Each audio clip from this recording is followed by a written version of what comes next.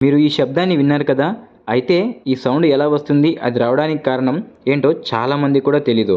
అయితే ముఖ్యంగా ఈ వీడియోలో చూపించిన విజువల్స్ ప్రకారం ట్రాక్‌ల మధ్య ఉండే శబ్దం గ్యాప్ వల్ల ఈ సౌండ్ వస్తుంది. ప్రతి చక్రం ఆ గ్యాప్‌ని దాటుతున్న క్రమంలో డగ్ డగ్ అని శబ్దం వస్తుంది. రైలు వేగాన్ని బట్టి కూడా శబ్దంలో మార్పులు ఉంటాయి. ఈ గ్యాప్‌కి ఒక సైంటిఫిక్ రీజన్ కూడా ఉంది. అందువల్ల శబ్దాలను అరికట్టే సౌలభ్యం కూడా ఉంటుంది.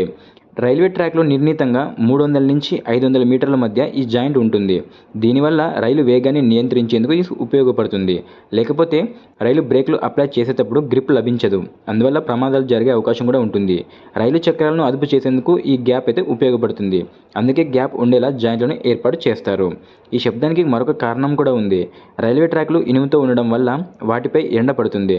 దీంతో రైల్వే ట్రాక్‌లు వేడి పెరుగుతుంది. ఇనుము సాధారణంగా వేడి చేసినప్పుడు విస్తరిస్తుంది. చల్ల